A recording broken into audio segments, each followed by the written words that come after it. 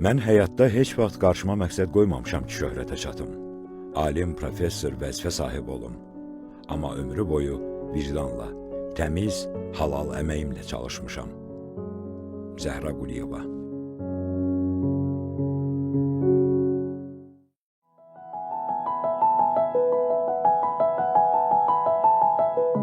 Şəxsiyyəti, fəaliyyəti, aydın fikirləri, öz vətəninə təmənnasız xidmətləri ilə yüzlərlə insan qəlbində məhəbbətlə anılan, görkəmli oftalmoloq alim, cərrah, əməkdar elm xadimi, tibb elmləri doktoru, professor Zəhra Tahir qızı Quliyeva. Layiqli vətəndaş, şəfqətli həkim, görkəmli pedaqoq, fədakar ana.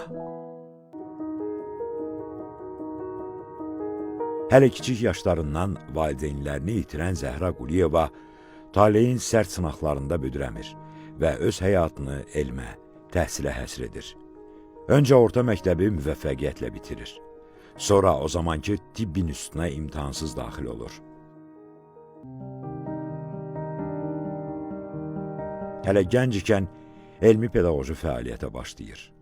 O, 1946-cı ildə assistent, sonra dosent, namizədlik, daha sonra doktorluq dissertasiyası müdafiə edərək alimlik dərəcəsinə yüksəlir.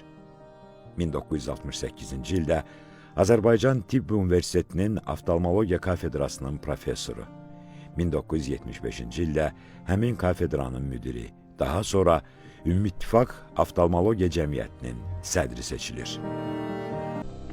1972-ci ildə Zəhra Quliyeva Tibbin İnstitutunun rektoru təyin olunur.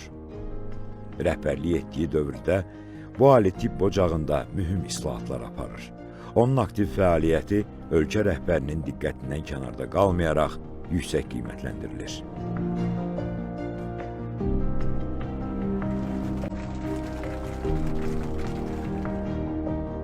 Zəhra xanım 1971-ci ildə Amerika Birləşmiş Ştatlarının Chicago şəhərində qadınların iqtisadi və irqi birlik uğrunda birinci qurultayının iştirakçısı. 1973-cü ildə Varşava müqaviləsinin 20 illiyində parlament nümayəndəsi olmuşdu.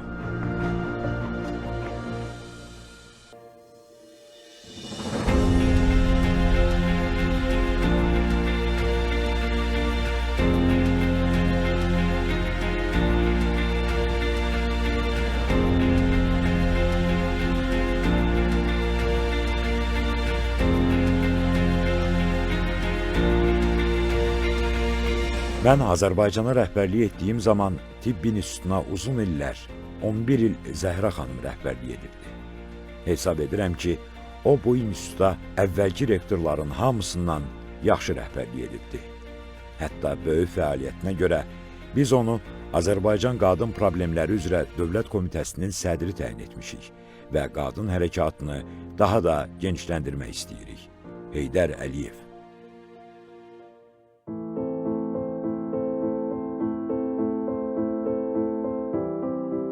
Zəhra Quliyeva vətənpərvər ziyalı kimi ölkədə baş verən ictimai-siyasi hadisələrə laqeyd qalmır və ümummilli lider Heydər Əliyevin siyasi kursuna sadiq qalır.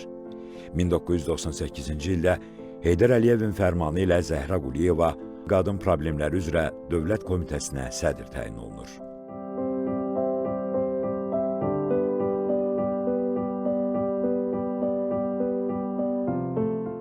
Komitəyə rəhbərlik etdiyi dövrdə qadın siyasətinin müasir tələblər səviyyəsində qurulması, gender siyasətinin həyata keçirilməsi, beynəlxalq aləmdə Azərbaycan qadınının imicinin yaradılması sahəsində ciddi işlər görüldü.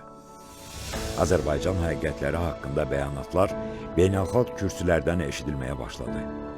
Zəhra Quliyeva həmçinin 2000-ci ildə New Yorkda Qadınlar 2000-ci ildə Gender bərabərliyi, sülh və inkişaf 21-ci əsrdə mövzusunda Birləşmiş Millətlər Təşkilatının Baş Assambleyasının xüsusi sessiyasında çıxış edən ilk Azərbaycanlı qadın oldu. –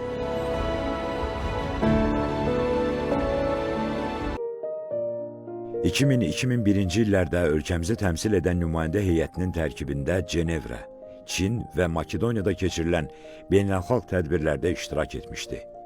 Uzun müddət Sevil Qadınlar Məclisinin sədr müavini, Respublika Ağsaqqallar Şurasının sədri, Dəfələrlə keçmiş SSR Ali Sovetinin, Bakı şəhər Xalq Deputatları Sovetinin deputatı olmuşdu.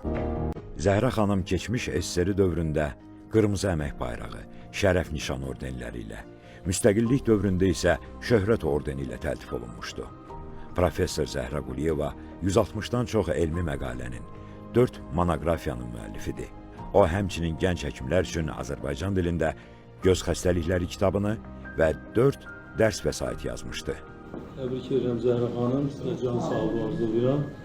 Uzun ömür, xoşbəxtlik arzulayıram.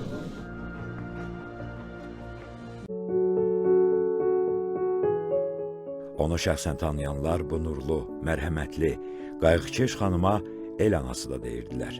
Çünki qismətinə düşən ömür payında öz sevincini hamıyla bölüşməyi bacardı. Yaxşıların yaxşısı oldu Zəhra xanım. Milyonlarla gözəl nur, sınıq qəlblərə sevinç, fərəh gətirdi. Ona pənah gətirən insanları heç vaxt ümidsiz buraxmadı. Azərbaycanın bölgələrini qarış-qarış gəzdi və ona ehtiyacı olan insanları unutmadı. Onların problemlərinin həlli üçün əlindən gələni əsirgəmədi. Zəhra xanım öz həyatını xalqı ilə birgə yaşadı və hər zaman Azərbaycanın ayrılmaz bir parçası oldu.